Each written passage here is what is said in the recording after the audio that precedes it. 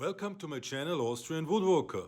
Before you start any big or small fancy projects, you should be able to handle the basic skills of woodworking. And this is a straight cut. So you take a piece of wood and you draw a straight line and you cut along this line with your saw.